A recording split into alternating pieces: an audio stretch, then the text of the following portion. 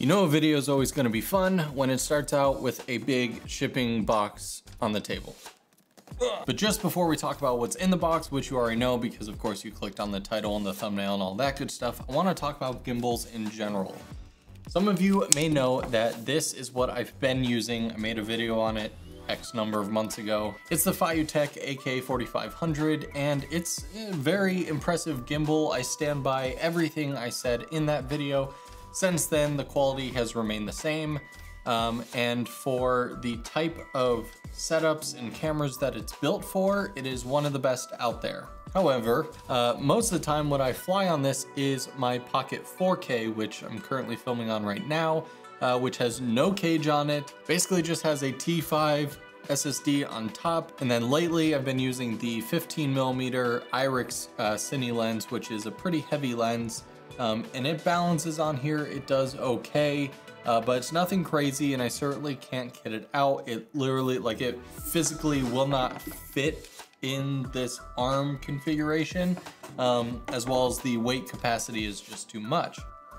And so as soon as I saw Potato Jet's and Armando's videos on the Zhiyun Tech Crane Lab 3S, and I saw them flying reds and not only like base brain only reds, like literally full on, full spec'd out, C500 Mark IIs, all that stuff, I got really excited. And obviously that was a while ago, but I saw a really good deal on the gimbal a couple days ago, and so I pulled the trigger. I've learned that efficiency is the most important thing. And if you don't have an efficient workflow, if you just have a big bulky thing that you have to constantly spend hours tearing down and building up, it doesn't really make any sense. So I want to answer the question once and for all, can I put this on a consumer gimbal? I want to be able to keep everything on, literally slide this onto the gimbal and call it a day. I have a feeling I may take off the monitor to put on the side. Now prior to filming this, I did weigh this. With this battery, it is exactly 13 pounds, everything on it, filters, batteries. And then with my big Anton Bauer, it is exactly 14.2 pounds, which if I'm not mistaken, I think is like the exact limit of this gimbal. And so I'm not gonna try this one first because I don't wanna go full max out, but we will see if I can use this.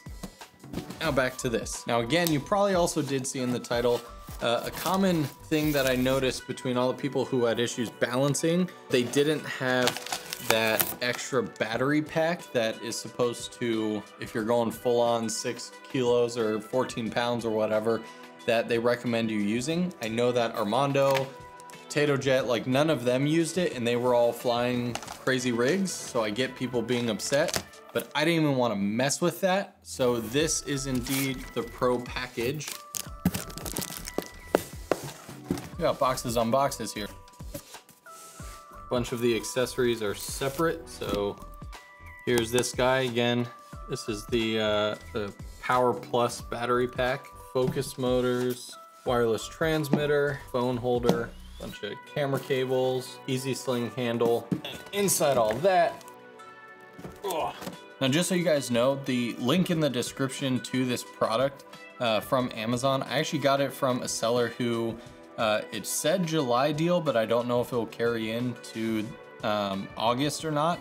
But it was actually a really good deal because with the Pro package, again, you get the transmitter, but there's two more accessories that are sold separately, which is the receiver and then the actual handle remote control with the bottom, so you can mount like a, you'll see a picture right here. So that accessory, so you can have a full-on wireless monitoring setup and everything. If you actually buy through them, Peer Gear or something, you actually get both of those things for free. Now those aren't arriving for a couple of weeks, I believe. All right, so we got the nice styrofoam whatever carrying case, which it will probably never fit back into because once you like balance everything, I hate like resetting it all. Right off the bat, you can definitely tell how much beefier this thing is than my Fiutech. Oh, I'm gonna be going to the gym. So compared to the Crane Lab 2 and a lot of other gimbals out there, all of these arms are solid metal. I mean, this thing is probably like 5 to 8 pounds by itself. in. And everything about this screams quality. And then it comes with a base Manfrotto plate. This will be interesting because I don't know if I'm gonna end up using this. I'm gonna try the Manfrotto plate that is already on my camera. Here's another key to this entire thing. This is the extender. All right, so hopefully I don't mess this part up or else it's gonna be a bad day. Yeah, just need to take these 4 screws off. And there's that ribbon cable. All right, so we got that on. So now we just screw it back in. All right, so that really was just about a 5-minute install, and now you can see how much extra clearance we have. I know I feel like I'm prolonging it here, but I think it's just time to mount the camera. Again, I don't want to go 100% right off the bat, so I am actually going to take off the monitor. And then I'm also using my own standard Manfrotto plate, so that may change in about 10 seconds. But for now, I'm gonna see if it can handle.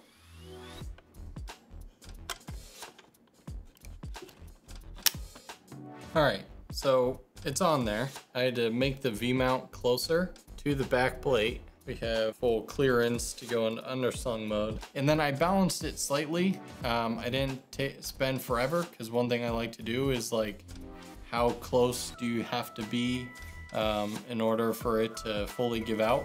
So yeah, but before I turn it on, I'm definitely plugging in the battery. I don't know why I expected any different, but yeah, this thing is also super freaking heavy. There's 6 of those batteries. That'll do it. Looks like you can install it on either of these mounting points. And I have a feeling if I'm gonna be using this for focus, I probably want it on this side. I do like that it is a not a dinky plug. And yeah, that's it. Got all the axes unlocked and power.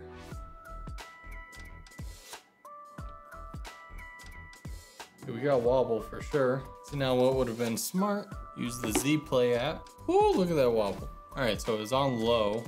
I'm on mid-high right now. All right, so I'm just gonna go for it. I'm going to see how this does. Oh my God.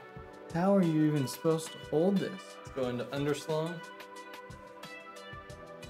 Yeah, so this is immediately where other pocket owners had issues. There's a little wobble in there. Let me see the motor strength. Again, remember, this isn't perfectly balanced or even calibrated. So now we're in ultra strength. First impressions is I'm super happy with how strong this is. And I mean, this is worlds apart from the AK-4500. So right now we're watching some of the test footage I shot. Keep in mind, this is not meant to be like artistic and nice looking. All that will be in the full review where you'll get some really beauty shots. These are literally the first shots that I took of this gimbal. I got a nice model right here. But you can clearly see the wobble issues now. This, again, is my first time flying it, so this is not, you know, fine-tuned, balanced as much as it can. So yeah, in a second here, we'll see some running. This was in the lock mode, which I thought would be a little bit more stable, but clearly you can still see that wobble. And bear in mind, this is all 24 FPS, no extra stabilization. I didn't want to come across as cheating in any way. So this is all real time with no extra stabilization in post. And of course, they're all cinema cameras, and the Pocket 6K has no internal stabilization. This test, I was actually really impressed with. The gimbal was sitting straight on the table, and this is literally just having the camera go up, down, all around. And this really shows the strength of the gimbals. I mean, this was a heavy rig, and you're able to go fully all the way up, totally inverted, straight looking down, and the gimbals never gave out.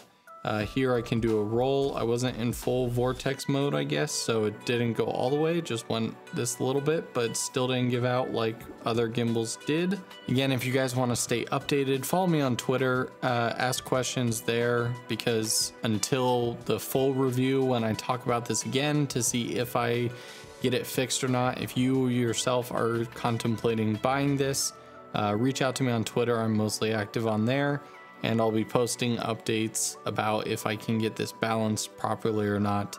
Otherwise, get subscribed and wait for the full review to see how the footage turns out and if we truly can make this gimbal a champion of the Pocket 6K and 4K as well. All right, for now, the third and final time I've had to move the camera. I'm going to end this, again, first impression setup. This is not my in-depth review. I'm gonna need much longer. I have added the Easy Handle or Easy Sling. I got my monitor mounted on this side down below here. And then we have the wireless transmitter. This is the most awesome little transmitter. Can't wait for the receiver to come in. Obviously, you can still use this with your phone and the app to see what the camera's seeing. So that'll be fun to play with for the time being. And the fact that it just connects right on the bottom here. It's very out of the way. Don't have to worry about rigging something else up here. Oh, also I need to figure out the follow focus stuff. For most of my shoots, I usually have someone pull focus if I'm doing a big gimbal thing. So I'll have my wireless Nano, but I definitely will give their stuff a shot. This is the setup. Let me know what you guys think down in the comments below. Let me know what questions you have so I can get them answered for the full review.